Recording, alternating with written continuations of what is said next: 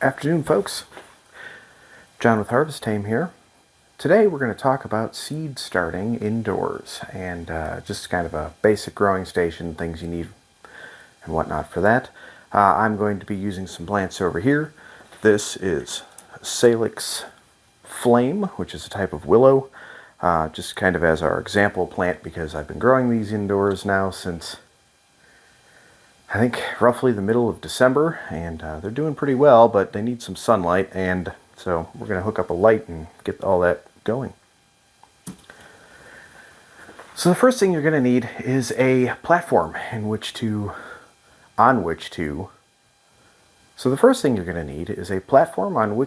store your seedlings while they're growing. Now this could be something, very basic setup like a windowsill, preferably south facing that gets good sunlight. It could be a table like what I'm going to do today with grow light over it. It could be a shelving unit that has a bunch of heat mats and things like that attached to it, and grow lights in the room and things like that. But we'll get into a more complicated setup like that later. I have something like that set up in the shed right now, but unfortunately with our boiler being broken, all of the heating units that would normally be in the shed are currently in the house. So can't really do any kind of seed starting or anything outside, and it's a little early for seed starting here still.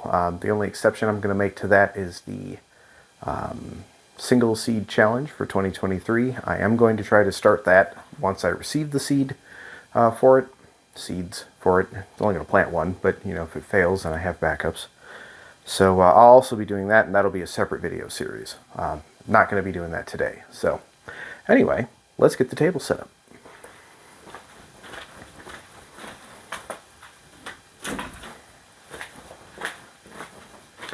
Now, in my case, I'm going to go with just a old basic card table. Pretty simple. Now, if you were going to be doing this on a windowsill or something along those lines, you just want to make sure that it's in a stable location, that it gets a decent amount of heat to kind of offset the heat loss due to the window being there, and that it gets, again, good sunlight, preferably south-facing at this time of year.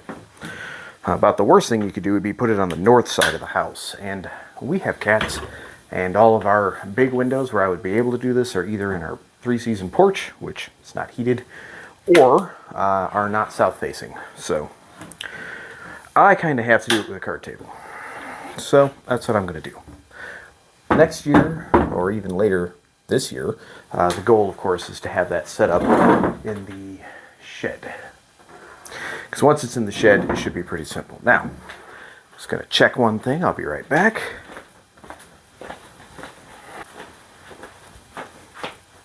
All right, I'm back. It's just adjusting camera angles and whatnot. As you can see, things look a little different. You have a slightly better view of the ceiling now. Hopefully that's going to be enough. So once you've got your platform set up, if you're doing this on a windowsill, then you don't have to worry about, coming up with a light source because you're using the sun.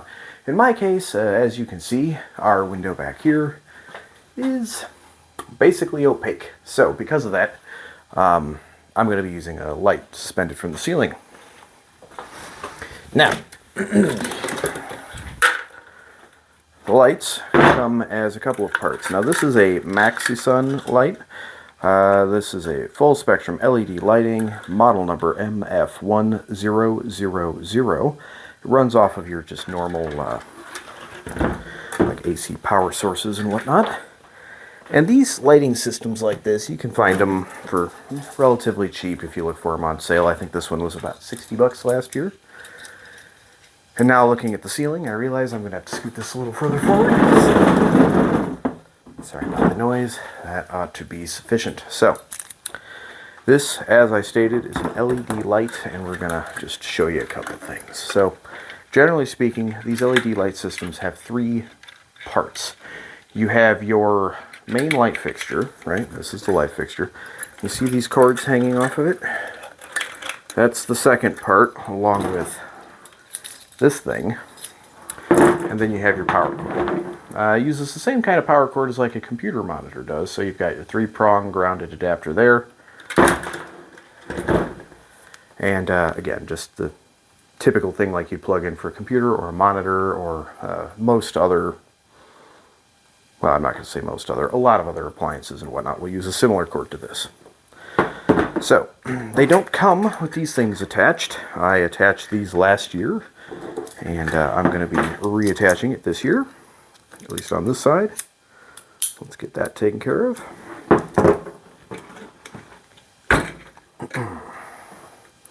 Now, you would orient these either in pairs going like this, or you could have them in pairs going like this. Just kind of depending on how you want your light to lay. This is a very temporary setup for me right now. I'm going to have to move all this soon anyway, but because I need to get light on things sooner rather than later, I'm just going to set this up now, and I'm going to use the orientation that I already had it set up in. So, as you can see, this is what you end up with without any other cables attached. The next thing we need to do is we need to connect the cable that goes from the ceiling and hangs down that allows you to adjust the height of the lamp. So, we're going to grab this.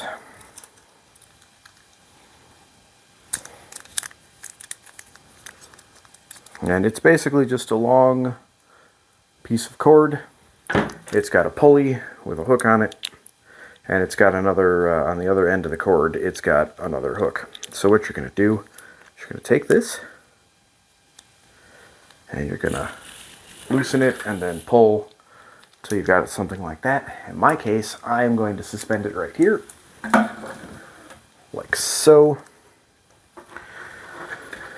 And I'm going to pull it like that so that I can attach like that. Take the other side. I'm going to pull up and attach like that. So there's our light. Now, if you were starting seedlings, and whatnot, that does not hang over the center of the table. Let me fix that real quick. And now I'm going to adjust the table, or the camera, so just a sec. Alright, now, depending on the intensity of the light, before we even cover that, I do want to point out we still have the power cable to connect. Power cable on this one connects on this side. I did make sure that the power cable side was close to where my plug is, which is up there, while I was setting this up, but I forgot to mention that. Please accept my apologies. Turn that off, because this is a very bright light, and I'm a little sensitive to light once it gets plugged in. So, now, for my plants, you're going to see immediately a problem here. Okay. This is one of the shorter ones. And as you can see, this isn't going to work. You don't want your light quite that close. And depending on the strength of the plants and the age of the plants and how much light they require, that might be too much light anyway. Probably would be. So, what we're going to do then is you're going to take this and you're just going to pull this up. As you can see, it ratchets. And you're just going to pull this all the way up. And you're going to straighten your light out. Now in my case, this is still too much, so I'm going to go like this, and then I'm going to pull this up again. And that should be, I think, about what I'm going for. Kind of throw this up there. Not quite that far up there. I just kind of want it to sit. Okay, level the light out. And now it's time to plug it in. When you plug the light in, it's going to kick to the side. This is just an unfortunate side effect of using this sort of light. And if you were going to be setting this up as a more permanent station, you'd probably want to fix it. In my case, actually, I was able to mitigate it by running the cord up here over the rafter. You won't always be able to do that, so you may require zip ties. So now, like that, to give you an example of how bright this light is, that's extremely bright. And because of how bright this light is, I'm going to have it this distance from my plants. going to turn this off for the time being. So, a word about the lights. When you're first starting plants, and you're first starting seedlings, one thing to keep in mind is that the distance from the plant that the light is going to dictate how strong the light that the plant receives is. And it is possible to sunburn your plants with these lights. I found that out last year when I did seed starting for myself for the very first time.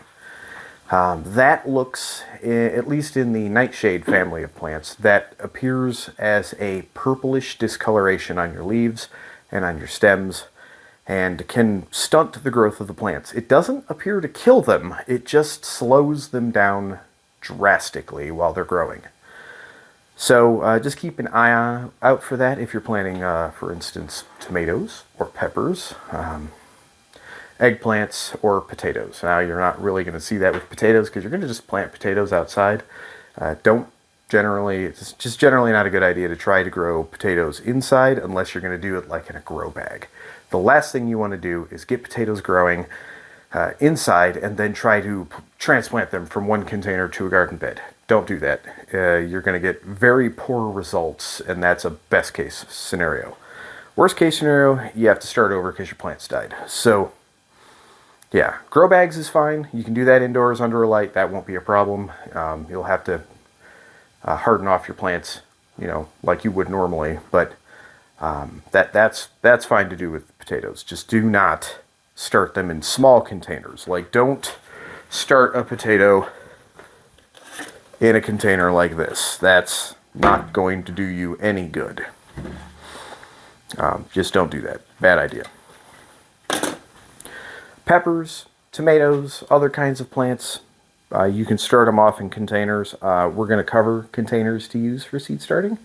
That's going to be a separate thing. This is just to get the station set up. And we'll cover containers and sanitizing containers that you've used previously also, because that's, I think, a big thing and something that some people don't do, and then they tend to have mold problems. Now, in my case, with these dark green containers, that one has roots, I promise. Doesn't have anything growing on it. But anyway, on these dark green containers, this was the first year I had them, so I did not need to do any kind of sanitizing. It's not necessarily a bad idea to do sanitizing, but I just didn't feel it was really required since nothing had grown in them previously. So, as you can see, some of these are growing better than others. And I've got a little discoloration on some of the leaves here, and I think that's because it's just not getting enough energy now, so hopefully the lights will help. Now, you might ask yourself, well, why is he growing willow? Why is John growing willow? John is growing willow specifically so that I can do what's called a fedge. These are the starter plants. The fedge is going to be, well, clarification. These are the starter plants that come next year. These rods are going to be planted in much the same fashion like this, but they'll actually be planted outside. And then it'll just be little stubs like this. They're going to be then growing new sprouts like this every year, which I will then plant after cutting into chunks about this long.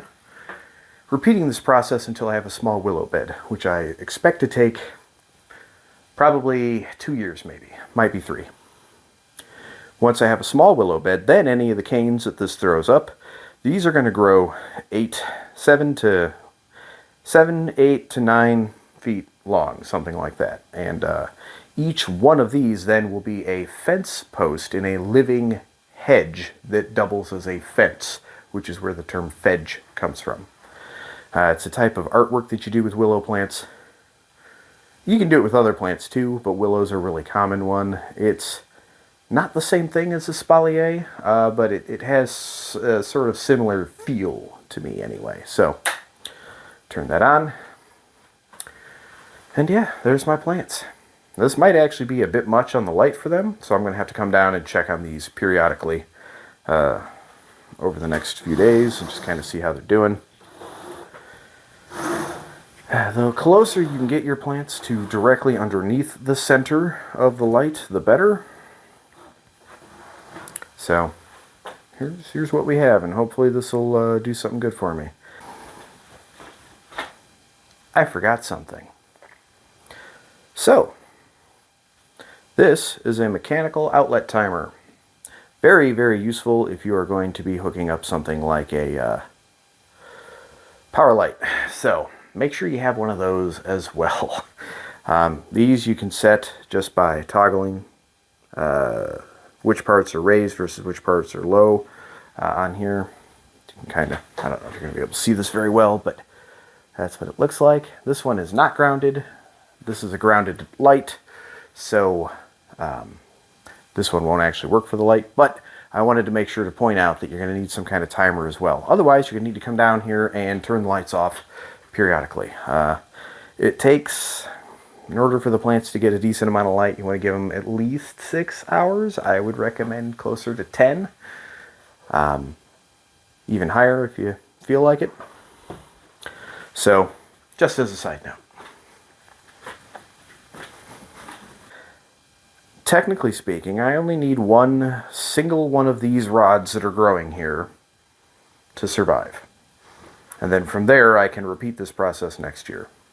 The nice thing about Salix Flame is that these are going to turn, the stems of these are going to turn red in the fall, and the leaves turn like a kind of vibrant orangish yellow color. So you get a very big pop of color.